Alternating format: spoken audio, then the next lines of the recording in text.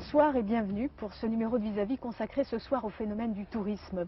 Pour beaucoup d'entre vous, les vacances d'été ne sont plus qu'un lointain souvenir. Nous allons, grâce aux reportages qui vont suivre, vous offrir un peu de soleil. Nous essaierons aussi de voir ce que les vacances peuvent nous apporter. Quelles images, quels clichés avons-nous dans la tête lorsque nous jouons aux touristes? Les vacances nous permettent-elles de mieux connaître un pays et d'aller à la rencontre des autres? Qu'est-ce qui distingue les Français et les Allemands dans ce domaine? Autant de questions auxquelles nous tenterons de répondre. Si les Allemands sont les champions pour les voyages à l'étranger, les Français, eux, préfèrent passer les vacances dans leur pays. La preuve, ils connaissent très mal leurs voisins, l'Allemagne, et peu de vacanciers français s'y aventurent.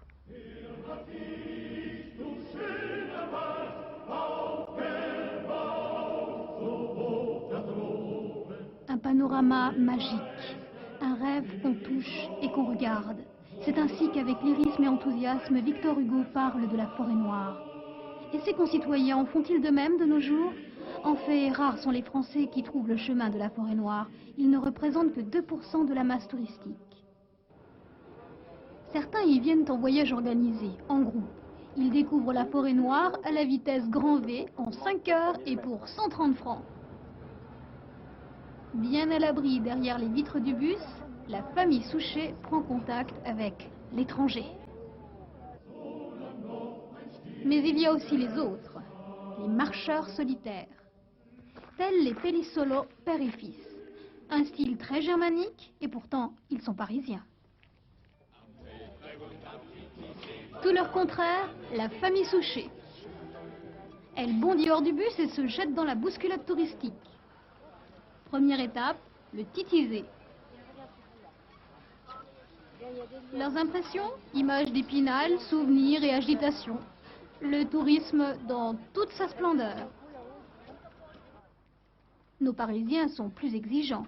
Nature et air pur ne leur suffisent pas. Ils sont à la recherche de la culture allemande. On était déjà allé en Autriche l'année dernière et cette année, j'avais envie de voir un peu l'Allemagne pour voir un peu le même genre de paysage avec une autre culture. Et je pensais que la forêt noire, ça voulait dire aussi des légendes, quelque chose un peu mystérieux. Mais que serait le romantisme allemand sans un minimum de luxe et de confort? Pendant que père et fils se laissent charmer par le gazouillis des oiseaux, le murmure des eaux et le chuchotement des arbres, leurs bagages motorisés, eux, passent d'un hôtel à l'autre. En ville, la famille Souchet se contente d'un concert de Piaf en céramique.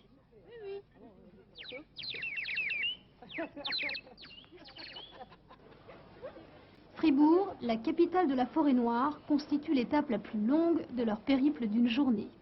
2 heures de shopping, de lèche-vitrine et de cohue. Pour eux, l'Allemagne est le visage d'un univers de consommation coloré. Les questions de relations franco-allemandes se résument pour eux en une seule question. Quelle friandise? À quel prix?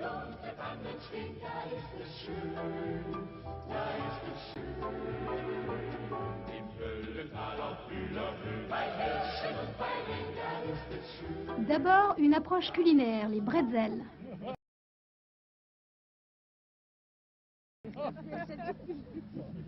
Et c'est comment ça? Alors c'est un... Comme goût? je pense... Pâte sucrée, c'est une pâte sucrée. Ça ressemble à une pâte de brioche chez nous. Pâte de brioche de chez nous, hein, c'est ça. On va pas dire de faire la même chose.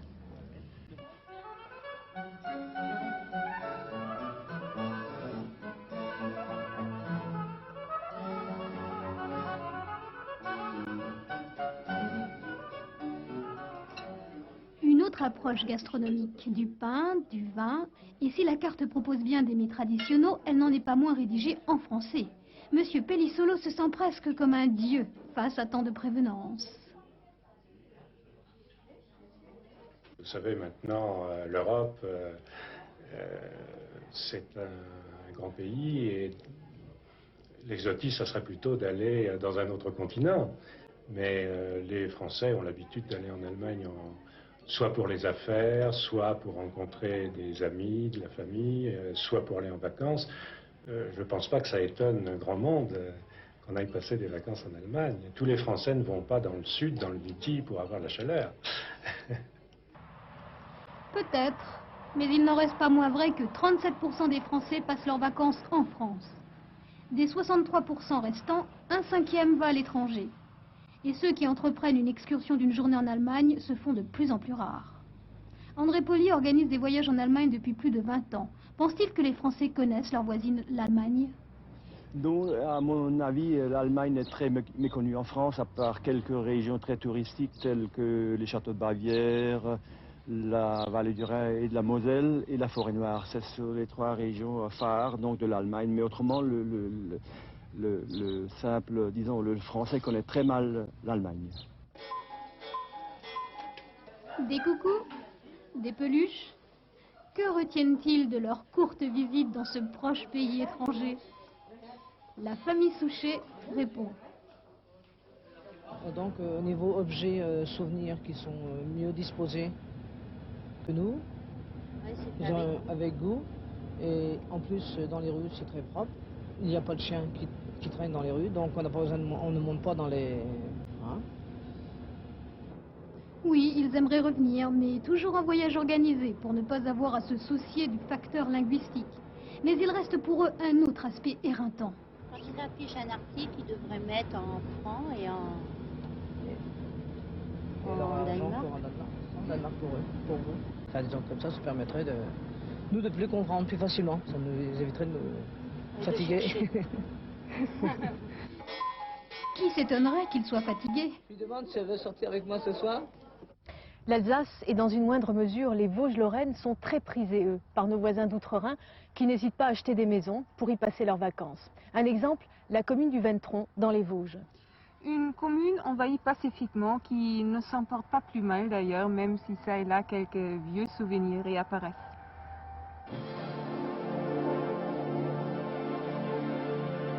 Le Ventron, 900 habitants, situé au fond d'une vallée des Vosges. De l'autre côté, la plaine d'Alsace. On a beaucoup vécu ici de l'usine de tissage, mais depuis plus d'une dizaine d'années, on s'est ouvert au tourisme. Tourisme d'hiver d'abord, mais aussi d'été. Les Alsaciens, les Suisses, à présent les Allemands, s'installent au Ventron. Les Allemands qui sont attirés par la nature et surtout par la tranquillité de ce village vosgien. Ici, ils sont heureux comme Dieu en France.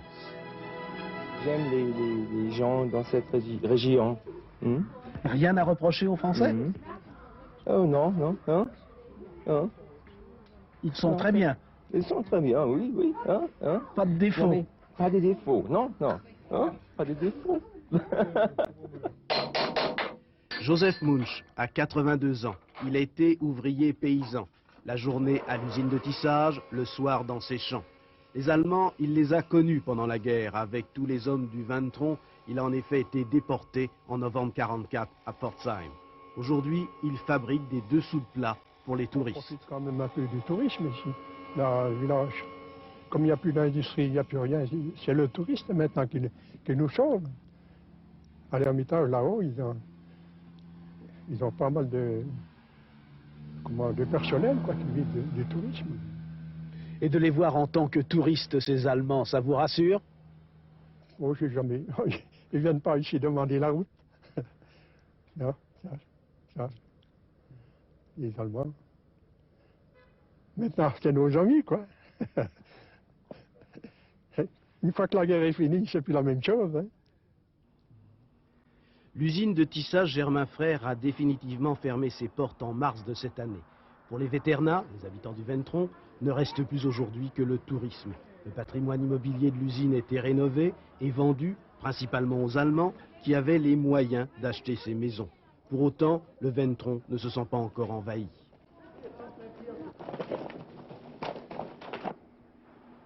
Il y a peut-être une dizaine de maisons sur l'ensemble des maisons de Ventron.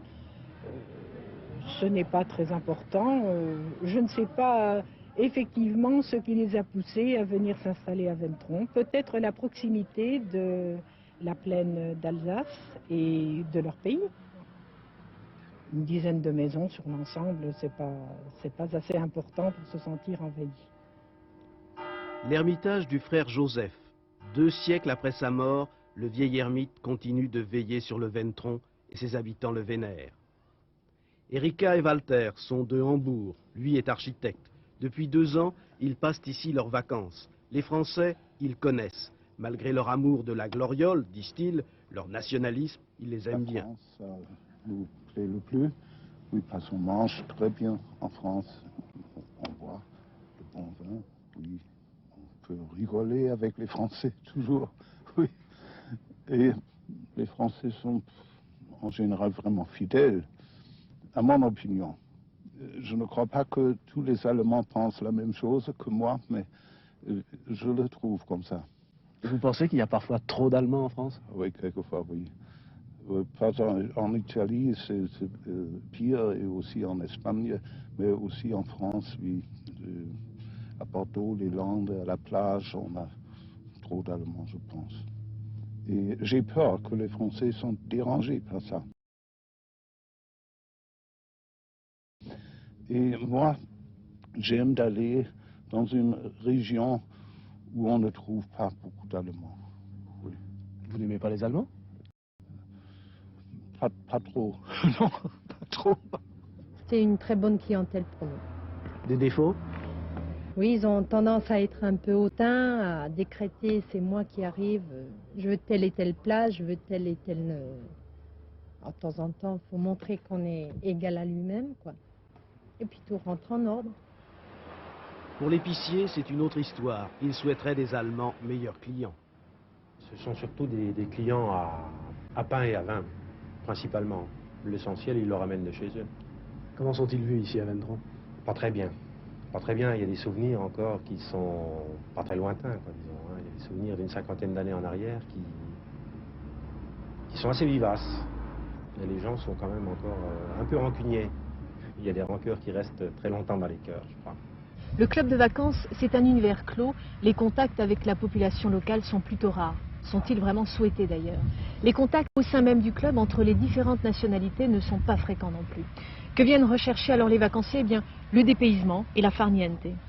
Et c'est le cas de ce club de vacances du golfe de Corinthe. Il est tout de même à l'origine de 2 ou 3 mariages chaque année entre gens d'un même pays, bien entendu. Le club de vacances, pour moi, c'est oublier vos soucis et laisser à nous faire votre vacances. Du matin au soir et du soir au matin. 6h30, aéroport de Bâle-Mulhouse. Les adeptes des clubs de vacances, un concept français inventé dans les années 50, s'envolent vers le dépaysement. 3 heures plus tard, Athènes. 2 heures encore et en quart, et le club Poséidon dans le golfe de Corinthe avale sa nouvelle cargaison de touristes. 860 en haute saison pour un séjour moyen de 15 jours. 250 Grecs, de la femme de ménage au directeur, en passant par les cuisiniers et les animateurs, vont prendre sous leurs ailes protectrices 10 nationalités de touristes. L'Europe du farniente.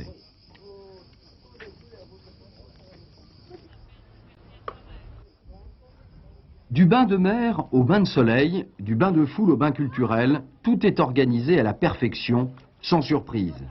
Et si vous êtes fidèle, on vous offre 1 semaine gratuite pour votre 11e séjour. Nous avons une préférence pour les vacances organisées, c'est-à-dire quand nous arrivons sur place, nous avons les repas, nous avons déjà tout qui est fait, quoi. Et puis, Finalement, ce dont vous avez envie, c'est un petit peu d'être pris en charge, quoi. Ça, oui. On n'aime pas trop partir à l'aventure comme ça.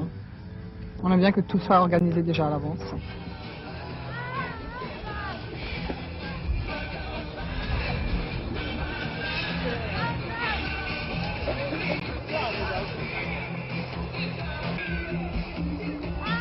Je peux vous déranger dans votre travail? 2 petites secondes. Dites-moi, pourquoi avez-vous choisi la formule de club de vacances? Essentiellement pour les enfants, pour que chacun y trouve son compte. Mon épouse n'a pas à faire la nourriture ni les courses. Les enfants peuvent s'amuser, et puis une tranquillité d'esprit à tous les niveaux. On n'a pas besoin de s'habiller déjà, par rapport à un hôtel, et puis on est bien. Vous pourriez parfaitement aller dans un club de vacances en France. Pourquoi à l'étranger? Bah pour changer un peu. Hein. Et en France, c'est plus cher. 15 hectares de verdure, 300 bungalows qui se perdent sous les oliviers, le Poséidon a bien réussi son intégration dans le site. L'intégration dans le pays d'accueil, ça, c'est un autre problème. Club destiné aux familles, il offre presque tout sur place. Activités sportives, 5 lieux de restauration, de la cuisine européenne à la taverne grecque, en passant par la grande cuisine, prévoir un budget supplémentaire, excursions en bateau et soirées à thème, de la house music au sirtaki. À l'évidence, le programme plaît. Beaucoup reviennent. Le record, 50 fois pour un couple de Belges en 25 ans d'existence du club.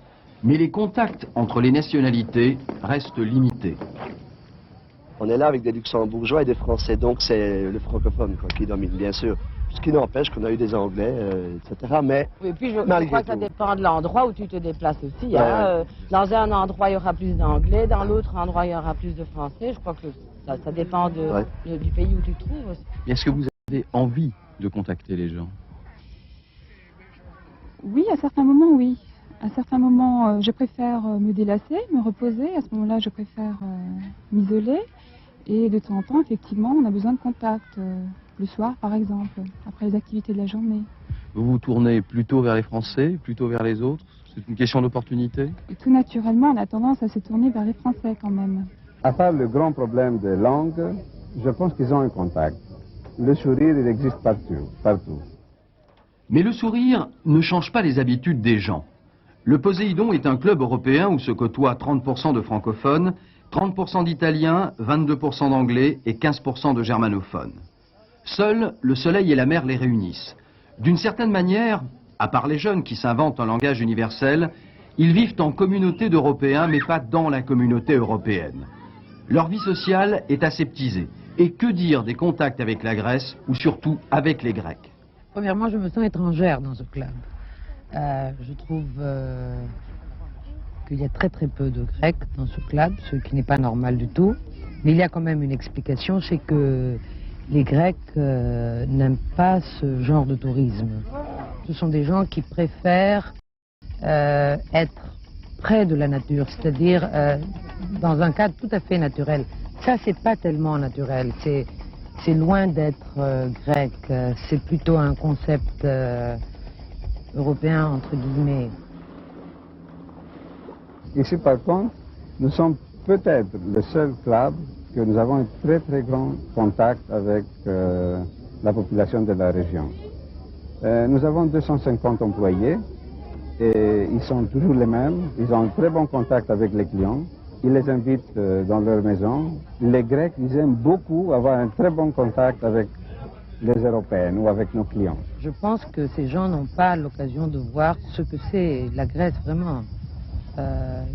Il y a toutes les agences de voyage qui les trimballent de gauche à droite en tour organisé qui ne leur montrent rien finalement. On connaît certains sites comment dire, les plus connus, Athènes, Delphes, Corinthe maintenant, etc. Quelques sites connus comme ça. Moi, c'est la deuxième fois que je viens. Et vous? En 3 ans, c'est la deuxième fois. Et c'est très joli. Et vous avez l'impression de connaître la Grèce? Ah oui, quand même assez, quoi. Disons le coin, tout ce qui est Athènes, oui, on l'a assez visité quand même. Si vous faites un interview de ces gens ici au sujet de la Grèce, je doute très fort qu'à part l'Acropole, ils puissent vous dire une chose. Oh, ils vous diront qu'ils connaissent Delphes, qu'ils connaissent... connaître, entre guillemets. Si vous leur posez une question un peu plus difficile, ils ne sauront pas vous répondre. Dans un club, pour retrouver la véritable mentalité, on ne la trouvera pas. On la trouvera pas. Non, c'est pas la Grèce. C'est pas la Grèce. Pas du tout. Non. Un club, c'est fait pour vous garder, là, vraiment en vous offrant un maximum, mais vous ne découvrez pas le pays si vous n'en sortez pas. Ça, c'est fatal. Le Poséidon affiche tellement son label européen qu'on pourrait presque le qualifier de club extraterritorial. Un exemple. Le touriste grec doit commander son journal, alors que l'anglais ou l'allemand peut l'acheter sur place. Pour les quelques Grecs qui fréquentent le club, l'âme de leur pays est ailleurs. Ici, on banalise leur culture. Personne ne connaît la Grèce moderne, et tout le monde croit connaître la Grèce ancienne. Finalement, le club de vacances est un monde clos, mais homogène. Je ne pense pas que ça peut exister un club de vacances sans avoir les Français, sans avoir les Italiens qui ajoutent un peu avec leur charme. Nous ne pouvons pas avoir des sports sans avoir les Allemands. Nous ne pouvons pas exister sans avoir les Anglais qui s'amusent très bien, qui participent au spectacle. Je pense que les clients chez nous, ils deviennent une très grande famille.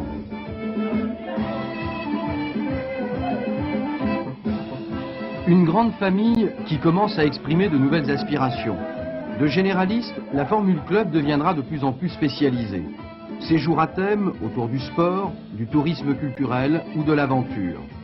Réunis autour d'une même passion, les vacanciers européens apprendront peut-être à mieux se connaître entre eux et aussi à découvrir les réalités de leur pays d'accueil. Qui d'autre que le personnel d'un hôtel connaît mieux les touristes? Montre-moi ta chambre, je te dirai qui tu es et quelle est ta nationalité. C'est ainsi que l'on peut résumer le reportage qui va suivre. Le comportement des touristes en fonction de leur pays d'origine est en effet différent, même dans leur chambre. Écoutez les réflexions de cette gouvernante d'un grand hôtel strasbourgeois. Après un passage dans la restauration, Renée Corby a entamé une deuxième carrière dans l'hôtellerie en 1978 comme femme de chambre. Aujourd'hui, elle est gouvernante générale dans un grand hôtel strasbourgeois. Je suis au 327. Au 327, la couverture n'est pas OK. 158 chambres à gérer, 23 personnes à diriger, elle a tout appris sur le tas. Ce qu'elle aime dans son métier, c'est le contact avec les clients. Hommes d'affaires ou touristes, célibataires ou couples, il faut faire preuve de beaucoup de capacité d'adaptation. Pour elle, la qualité du service, c'est l'image de marque d'un hôtel. Et dans ce lieu de rencontre internationale, chacun aborde son séjour avec ses habitudes, son caractère. C'est vrai que j'ai une tendresse un peu particulière pour les Italiens. Parce qu'ils sont, au niveau de l'occupation de la chambre, ils sont très envahissants, ils se servent de tout, on dirait qu'ils prennent connaissance physiquement avec la chambre. Puis ils sont, au niveau de leur caractère, au niveau de leur façon d'être, ils sont très pétillants, très toniques, sympathiques. Les Allemands rentrent dans la chambre, ils observent, ils se tournent, ils prennent connaissance plutôt du bout des doigts de leur chambre. Ils essayent d'abord le matériel, ce sont des gens qui attendent techniquement beaucoup de choses de leur chambre. Les Français, quand ils se déplacent pour affaires, sont différents de ce qu'ils sont quand ils se déplacent pour leurs vacances. Ils sont différents quand ils sont tout seuls, ils sont différents quand ils sont en famille. Je crois qu'ils sont autant différents et diversifiés que leur motif de déplacement. Les Américains tout seuls sont des gens qui ont beaucoup d'attentes, beaucoup d'exigences. Les Américains en couple, ils vont eux aussi entièrement occuper l'espace. Ils veulent en avoir pour leur argent. Oui. Oui. Et ce sont des gens qui sont agréables au contact. Le pompon de la difficulté, c'est vraiment la clientèle asiatique. À cause de la barrière linguistique et puis parce que ils sont, disons qu'il y a très peu de similitudes dans leur façon de vivre et la nôtre. Le personnel imagine et sait tout ce qu'un client peut attendre. Il n'y a plus de gens qui courbent les chines, il y a des gens qui énoncent clairement des attentes et des gens qui les enregistrent clairement et y répondent. Le 505, on me l'a mis en libre affaire. Oui, et j'aimerais savoir pour les voilages. Dans un hôtel comme celui-ci, on vit l'Europe. Que ce soit au niveau d'ailleurs de l'homme d'affaires ou... Tout à fait, entièrement. Entièrement. Je n'ai jamais tant eu la sensation d'être européenne que depuis que je travaille dans cet hôtel. Voilà pour le journal d'une ancienne femme de chambre. Nous vous proposons pour terminer, sous forme de clin d'œil, le journal d'un gastronome européen. Saviez-vous que les plats préférés des petits Allemands, ce sont les pizzas et les glaces? Inutile de se déplacer en Italie pour en consommer. Ce qui va suivre prouve qu'on peut voyager aussi et très bien grâce à la cuisine.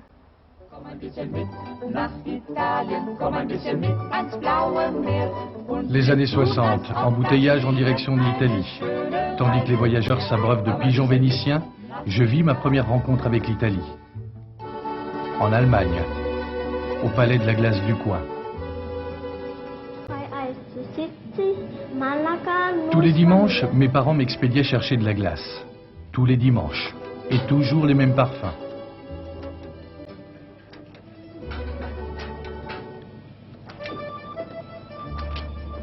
Patiemment, sourire narquois aux lèvres, le marchand de glace emballait mon papier glacé.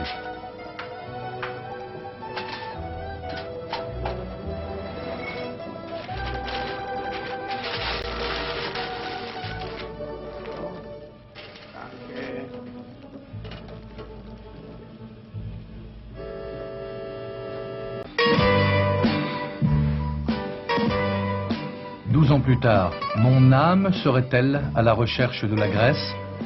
Ce serait plutôt mon estomac. La Grèce, c'était Gyros, le Sirtaki, la Crète, Athènes, au cœur du restaurant Poséidon.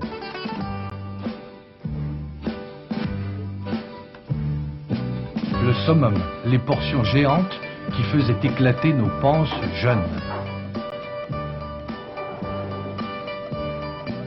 Et puis il y avait Régine, 17 ans, aussi timide que moi. Une amourette dont les baisers fleuraient bon l'ail. Aujourd'hui juste un souvenir brumeux, auréolé de petits angelots grecs.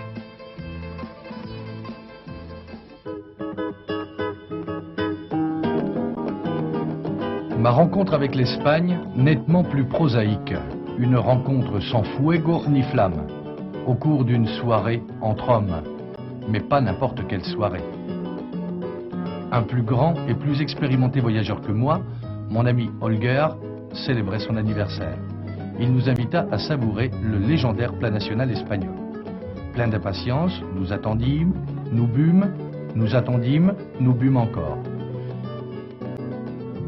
Et sans cesse, l'aubergiste chargeait ses clients espagnols de mystérieuses missions. Finalement, nous eûmes la clé du mystère. Ces serviables clients étaient allés chercher de précieux et nécessaires épices. Enfin, l'aubergiste nous servit fièrement une paella fumante.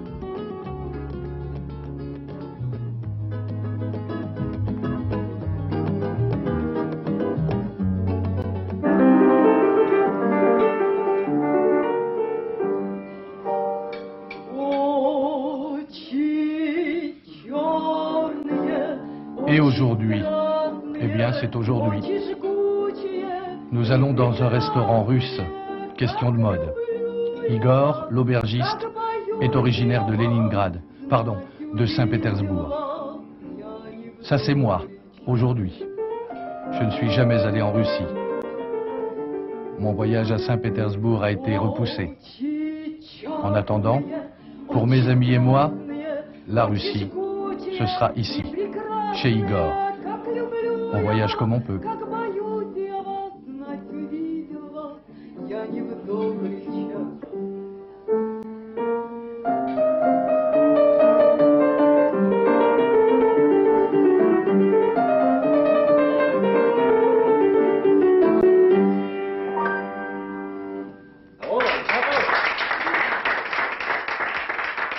Voilà, et on sait que le McDonald's à Moscou a un succès fou auprès des Russes. Manger un hamburger, pour eux, c'est sans doute un peu approcher l'Amérique. Merci de votre attention, préparez bien vos prochaines vacances. Et j'espère que vous avez pris plaisir à suivre cette émission. Je vous souhaite une bonne fin de soirée. Au revoir. Bonsoir. La mer, on voit danser le long des golfes clairs, à des reflets d'argent à la mer, des reflets changeants sous la pluie. La mer, au ciel d'été, confond ses blancs moutons avec les anges si purs à la mer, bergère d'azur infinie. Soyez